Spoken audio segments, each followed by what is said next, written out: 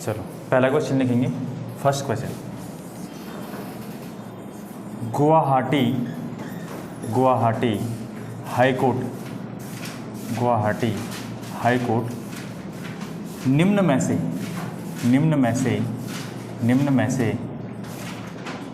किस राज्य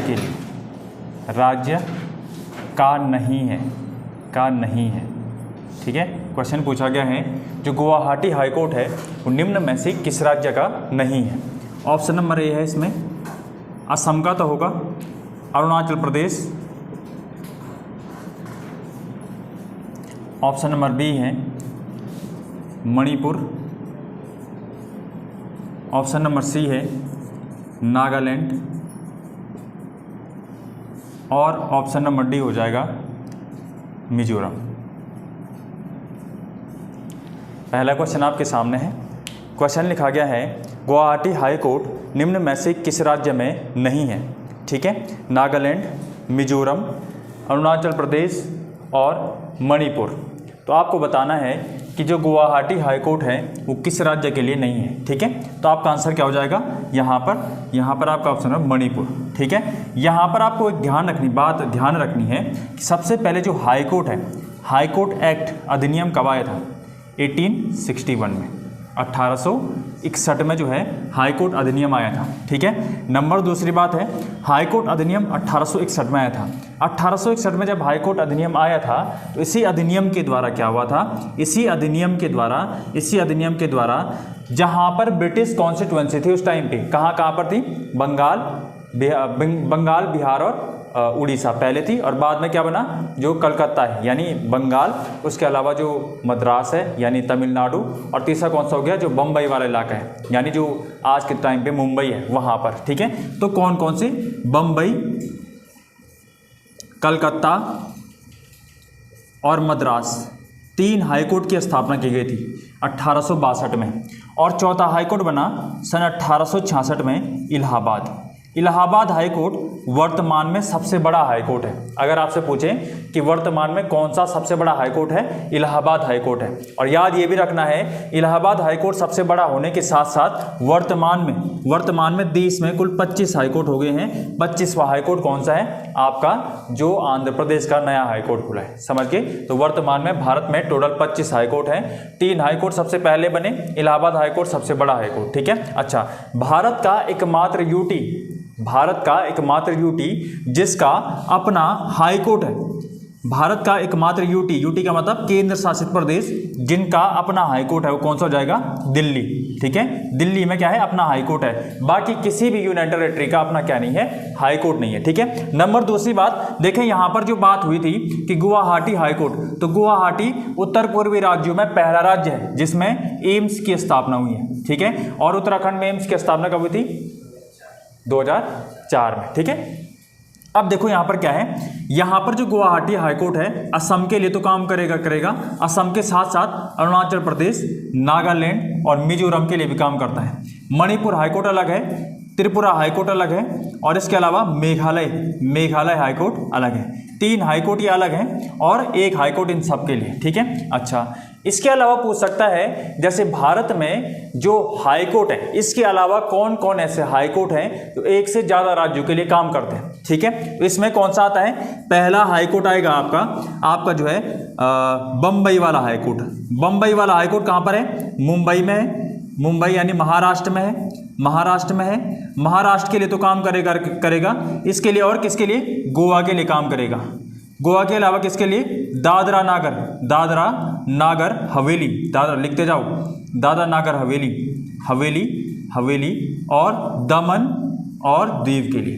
ठीक है, याद रखें, बम्बई हाईकोर्ट महाराष्ट्र के लिए, गोवा के लिए, दादरा नागर हवेली, दमन द्वीप के लिए कार्य करता है। इसके अलावा कौन सा हाईकोर्ट ऐसा है, इसके अलावा जो है भारत में आपको पता होगा जो कलकत्ता हाईकोर्ट है, ये एक तो जो है पश्चिम बंगाल के लिए काम करेगा, और इसके अलावा जो है किसके लिए, अंडमान निकोबार के लिए भी काम करेगा। ठीक है, इसके अलावा जो है अगला कौन सा हाईकोर्ट है, इसके अलावा जो है आपको पता होगा जो केरल हाईकोर्ट है वो केरल के लिए काम करेगा। केरल के लिए काम करेगा, साथ में लक्षद्वीप के लिए भी काम करेगा। ठीक है, लक्षद्वीप के लिए भी काम करेगा। ठीक है, इसके अलावा और कौन सा हाईकोर्ट है? इसके अलावा जो है पंजाब एवं हरियाणा जो हाईकोर्ट है वो पंजाब के लिए काम करेगा, हरियाणा के लिए काम करेगा, और इसके अलावा चंडीगढ़ के लिए भी काम करेगा। ठीक है, चलो यहाँ तक सबके समझ में आ गया। ठीक है, और एक और है मद्रास हाईकोर्ट, ये तमिलनाडु के लिए काम करेगा, तमिलनाडु, और किसके लिए? पुदुचेरी के लिए काम करेगा। तो भारत के ऐसे हाईकोर्ट जो एक से अधिक यूटी या राज्यों के लिए काम करते हैं, ये हमने पूरा एक सवाल में कंप्लीट कर दिया है। ठीक है, इससे ज़्यादा जो है आपको ये मोस्ट इंपॉर्टेंट क्वेश्चन है, यहाँ से एग्जाम में क्वेश्चन पूछा जा सकता है। ठीक है, मिटा लो। ठीक है, चलो आप बताओ, भारत में हाईकोर्ट अधिनियम कब आया था? 1861। अच्छा, भारत में सबसे पहले 3 हाईकोर्ट कौन कौन से थे? बम्बई, कलकत्ता और मद्रास। ठीक है, अगर पूछेगा कि जो कलकत्ता हाईकोर्ट है वो और किसके क्षेत्र या इसके क्षेत्र में और कौन सा यूटी आता है? अरे पश्चिम बंगाल तो है ही, लेकिन इसके साथ अंडमान निकोबार। क्वेश्चन ये पूछा गया था कि अंडमान निकोबार के लिए कौन सा हाईकोर्ट है। ठीक है, चलो क्वेश्चन नंबर 2 लिखो। आर्टिकल नंबर 371 निम्न में से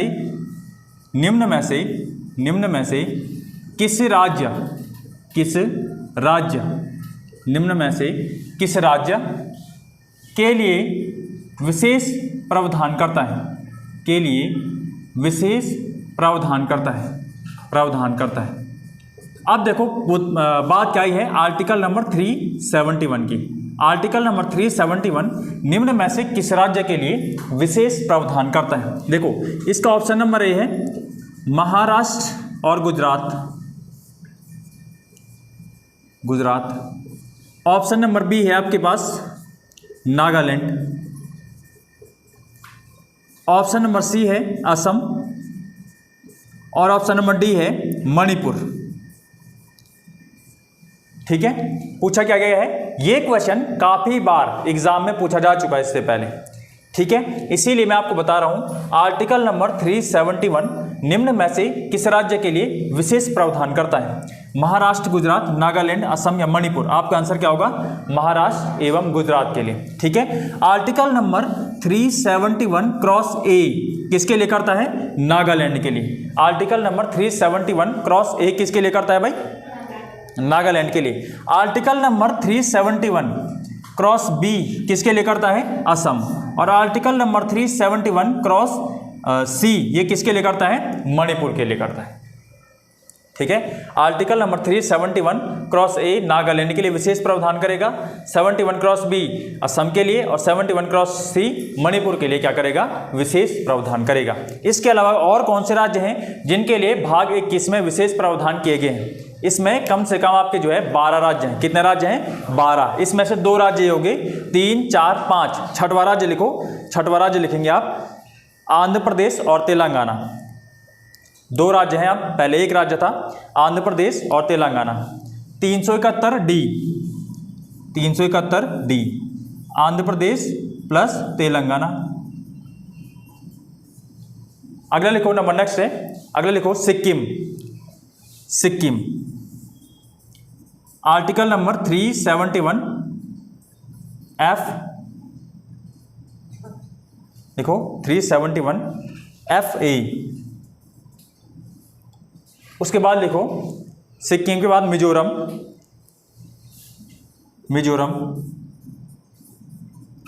आर्टिकल नंबर 371 जी।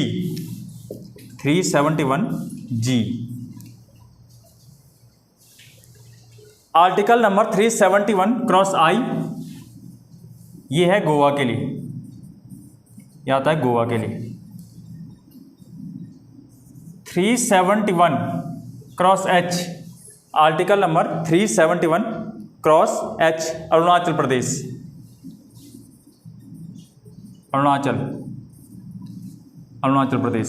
और आर्टिकल नंबर 371 क्रॉस जे ये है कर्नाटक। अब कितने हुए ये? 2, 3, 4, 5, 6, 7, 8, 9, 10, 11 और 12। 12 राज्यों के लिए आर्टिकल नंबर 361 में 371 में विशेष प्रावधान किया गया। ठीक है, नंबर नेक्स्ट अगला क्वेश्चन है पेशा अधिनियम। पेशा अधिनियम का संबंध किससे है? पेशा अधिनियम का संबंध किससे है? पेशा अधिनियम का संबंध किससे है? अधिनियम ये कब आया था?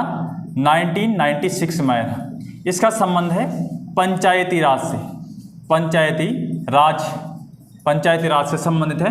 पंचायती राज भारतीय संविधान में भाग 9 और अनुसूची नंबर किसमें है? 11 में। आपको पता होना चाहिए पंचायती राज को अनुसूचित क्षेत्रों में लागू करने के लिए 1996 में पेशा अधिनियम लाया गया था। इसको विस्तार अधिनियम के नाम से भी जानते हैं। इसके अलावा इसमें एक और बात याद रखनी है, आपको बताया भारतीय संविधान की अनुसूची नंबर 5 और 6 क्या करता है? SC और ST के लिए क्या करता है? इनके प्रशासन के बारे में बोलता है। 6 में जो है ATMM असम त्रिपुरा और मिजोरम और मणिपुर, ये 4 राज्य हैं। तो यहाँ पर जो है ये पेशा अधिनियम इन 4 राज्यों के लिए लागू नहीं होता है। हालांकि इसमें ये प्रावधान है कि अगर ये राज्य चाहें तो ये क्या कर सकते हैं? इसको लागू कर सकते हैं, परंतु ये यहाँ पर इम्पोज नहीं किया गया है। ठीक है, तो पेशा अधिनियम का संबंध किससे? अच्छा, आप मुझे बताएंगे भारतीय संविधान में पंचायती राज को कौन से संविधान संशोधन के द्वारा शामिल किया गया था? किसके द्वारा? 73वां संविधान संशोधन कब हुआ था? ये 1992। और जो है जो म्युनिसिपैलिटीज है, नगर पालिकाएं, उसके लिए कौन सा था? 74th constitution amendment 1992।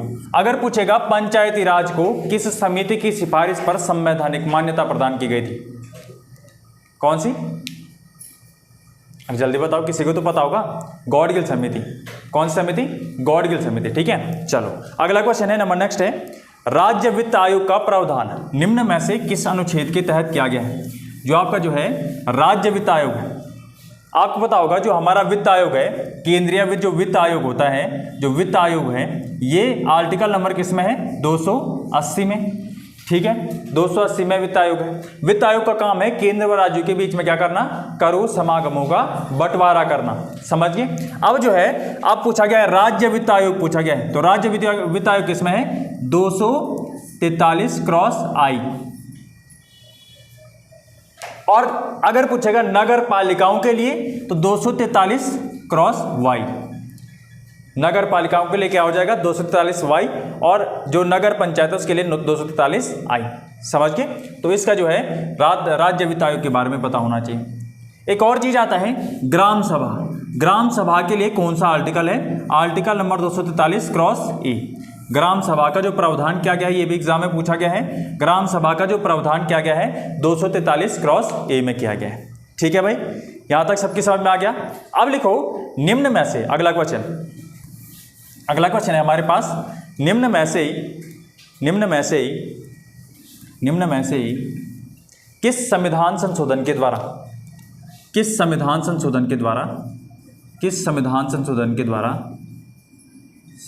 द्वारा दिल्ली को राष्ट्रीय राजधानी क्षेत्र दिल्ली घोषित किया गया? राष्ट्रीय राजधानी क्षेत्र दिल्ली घोषित किया गया। क्षेत्र दिल्ली घोषित किया गया। कौन सा था वो? कौन सा था बताएं? किस संविधान संशोधन के द्वारा दिल्ली को राष्ट्रीय राजधानी क्षेत्र दिल्ली घोषित किया गया था? चलो बताएं फटाफट। 69th constitution amendment 1991। इसके द्वारा दिल्ली को राष्ट्रीय राजधानी क्षेत्र दिल्ली घोषित किया गया था। ध्यान रखें, दिल्ली हमारी पहली राजधानी नहीं हुआ करती थी। 1911 में जो दिल्ली दरबार का आयोजन किया गया था, उस समय पर दिल्ली को राष्ट्रीय राजधानी क्षेत्र दिल्ली को राजधानी बनाने का घोषणा किया गया था और 1912 में इसे राजधानी बनाया गया था और फिर जो है राष्ट्रीय राजधानी क्षेत्र 1991 में इसके लिए एक्ट लाया गया था। ठीक है, चलो अब जो है यहाँ से क्वेश्चन बनता है कि भारत में जो दिल्ली है, दिल्ली के वर्तमान में उपराज्यपाल कौन है? बता सकता है कोई? विनय कुमार सक्सेना। कौन है? विनय कुमार सक्सेना। ठीक है। अंडमान निकोबार के कौन है? DK जोशी। और जो है लद्दाख के कौन है? BD मिश्रा। कौन है? BD मिश्रा। ठीक है। जम्मू कश्मीर के कौन है? मनोज सिन्हा। कौन है? मनोज सिन्हा। ठीक है। तो ये हो गया आपके क्वेश्चन। चलो, अगर आपसे पूछा जाए कि भारतीय संविधान में कौन सा अनुच्छेद अस्पृश्यता से संबंधित है?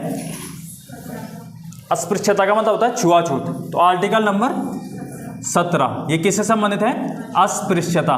पृश्यता से अस्पृश्यता, अस्पृश्यता। ठीक है, से संबंधित है। इसका मतलब होता है छुआछूत। क्या होता है? छुआछूत। ठीक है। अगला क्वेश्चन मुझे बताएं, भारतीय संविधान में कौन सा आर्टिकल, भारतीय संविधान में कौन सा आर्टिकल उपाधियों का अंत, आर्टिकल नंबर 18 क्या बोलता है? उपाधियों का, उपाधियों का, उपाधियों का अंत। ठीक है। अच्छा, अगर पूछेगा कौन से अनुच्छेद में राज्य की परिभाषा दी गई है, तो आर्टिकल नंबर 12 और आर्टिकल नंबर किसमें? 36। कौन कौन बोलते 36? अरे डरना नहीं है, एक बार आता है। तो आर्टिकल नंबर 12 और आर्टिकल नंबर 36 में किसकी परिभाषा दी गई है? राज्य की परिभाषा। ठीक है। अच्छा, अगर पूछा गया कि गांधीवादी आर्टिकल के नाम से, गांधीवादी आर्टिकल के नाम से किसे जानते हैं? किसे जानते हैं? Article number 40। आर्टिकल नंबर 40 क्या है? गांधीवादी आर्टिकल के नाम से जाना जाता है, क्योंकि ये क्या करता है? नगर पंचायतों की व्यवस्था करता है। ठीक है। अच्छा, अब मुझे बताऊं, राज्य में समान सिविल संहिता, आर्टिकल नंबर 44 समान। अच्छा, ये बताएं मुझे, आप में से कौन बताएगा भारत में पहला राज्य जहां पर समान सिविल संहिता पूर्ण रूप से लागू हो चुकी है? कौन सा है? गोवा। कौन सा है? गोवा। ठीक है। अच्छा, अगर पूछेगा भारतीय संविधान में कौन सा आर्टिकल डीपीएसपी में पर्यावरण संरक्षण की बात करता है और जीवों के संवर्धन की बात करता है? Article number 48(a). ठीक है। आर्टिकल नंबर 48(a) क्या है? यहां पर पर्यावरण संवर्धन संरक्षण की बात करता है। ठीक है। चलो, अगला मुझे बताओ कि कौन सा आर्टिकल भारत में अंतर्राष्ट्रीय मामलों में मध्यस्थता अपनाने या अंतर्राष्ट्रीय मामलों या संधियों से संबंधित है? Article number 51। आर्टिकल नंबर 50 क्या है? कार्यपालिका को न्यायपालिका से अलग रखना है। ठीक है। ये आर्टिकल नंबर किसमें? 50 में। समझ गए। अगर पूछेगा भारतीय संविधान में जो मौलिक कर्तव्य हैं वो किस संविधान संशोधन के द्वारा जुड़े थे? मौलिक कर्तव्य जो हैं ये किस संविधान संशोधन के द्वारा जुड़े गए थे? 42वें संविधान संशोधन सन 1976 के द्वारा। कितने जोड़े गए थे? 10। और 11वां किसके द्वारा जुड़ा था? 86 कॉन्स्टिट्यूशन अमेंडमेंट 2002 के द्वारा जोड़ा गया था। कौन सा अधिकार था? शिक्षा का अधिकार। कौन सा अधिकार था? शिक्षा का अधिकार। ठीक है। अगर आपसे पूछेगा कि भारत में जो लोक कल्याणकार है, लोक कल्याणकारी आदर्श के स्वरूप में किसे जोड़ा गया था? भारत में मौलिक कर्तव्य, डीपीएसपी, मौलिक अधिकार, प्रस्तावना, इनमें से कौन सी चीज ऐसी है जो लोक कल्याणकारी की या फिर जो है जो पीपल वेलफेयरिंग जो चीज है उसको विवेचना करती है उसकी, या उसके लिए जोड़ी गई है? कौन सी है? डीपीएसपी। ठीक है। डीपीएसपी क्या है? लोक कल्याण के लिए जोड़ी गई। ठीक है। अच्छा, अगर आपसे पूछेगा मौलिक कर्तव्यों को जोड़ने के लिए किस समिति की सिफारिश मानी गई थी? मौलिक कर्तव्यों को जोड़ने के लिए किस समिति की सिफारिश मानी गई थी? नहीं, बलवंतराय मेहता समिति जो है वो पंचायती राज से संबंधित है, जिसकी स्थापना 1957 में हुई थी। ठीक है। कौन सी थी? सरदार स्वर्ण सिंह समिति। सरदार स्वर्ण सिंह समिति। ठीक है। समझ गए। चलो, अगर पूछेगा आपसे कि भारत में जो है पता है ना, पुच्छी आयोग, परसों लिखा था, पुच्छी आयोग जो है उसकी स्थापना कब हुई थी? 2007 में। और इसका संबंध किससे है? केंद्र राज्य संबंध। किससे है? केंद्र राज्य संबंध। अच्छा, कृष्णा नदी जल विवाद ये कब हुआ था? 1969 में। ठीक है। कावेरी नदी जल विवाद 1990। अगर पूछेगा नर्मदा नदी जल विवाद 1969। समझ के। अच्छा, ये बताओ कावेरी नदी जल विवाद में कौन कौन से राज्य शामिल थे? कर्नाटक, केरल और तमिलनाडु और पुदुचेरी। समझ गए। तो ये जो है आपको ध्यान रखना है। अब इससे आगे हम शुरू करेंगे अपना टॉपिक। ठीक है।